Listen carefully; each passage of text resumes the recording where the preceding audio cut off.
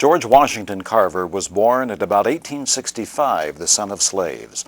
His father was killed in a log hauling accident a few weeks after George was born. While still an infant, he was kidnapped, along with his mother and sister, by thieves wanting to make some money by selling them to another slave owner. Moses Carver, their current owner, sent someone after them with a good racehorse to buy them back. The kidnappers took the horse and left George lying on the ground, sick with whooping cough. His mother and sister were never heard from again. Carver's relationship with the Lord began early in life. He wrote, "I was just a mere boy when converted, hardly 10 years old. There isn't much of a story to it. God just came into my heart one afternoon while I was alone in the loft of our big barn, while I was shelling corn to carry to the mill to be ground to meal." Carver had a passion for learning.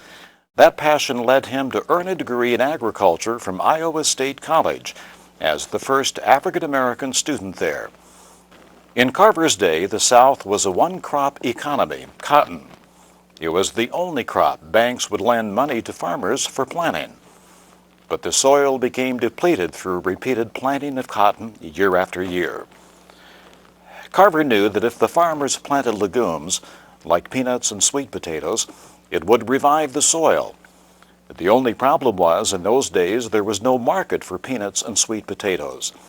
So Carver set out to create a market and invented 300 uses of the peanut and 118 uses of the sweet potato in his lab at Alabama's Tuskegee Institute. Booker T. Washington was the head of Tuskegee at the time.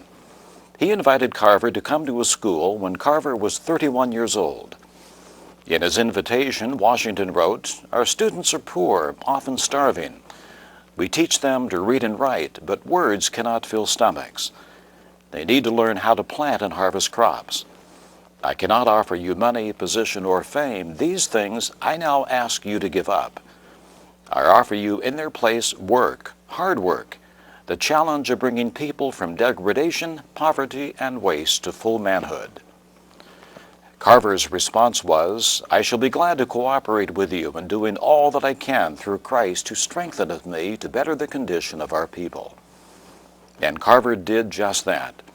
He said, "I took just a handful of peanuts and looked at them.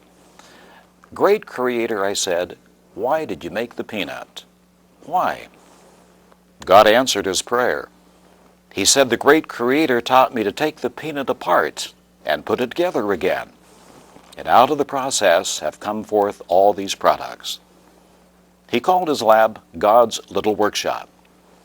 Included among the many products from the peanut, the sweet potato, and soybean are instant coffee, chili sauce, mayonnaise, molasses, meat tenderizer, shaving cream, wood stain, printer's ink, adhesives, axle grease, bleach, linoleum, and fuel briquettes.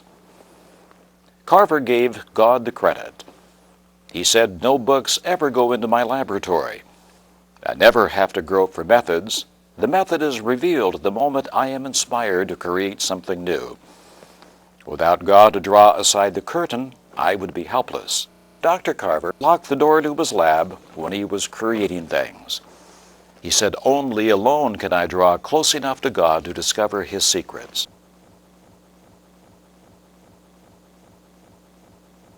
In 1921, when speaking before the U.S. House Ways and Means Committee in Washington, D.C., he was asked, "Dr. Carver, how did you learn all of these things?" Carver answered, "From an old book." "What book?" asked the chairman. Carver replied, "The Bible." The chairman inquired, "Does the Bible tell about peanuts?" "No, sir," Dr. Carver replied, "but it tells about the God who made the peanut. I asked him to show me what to do with a peanut, and he did."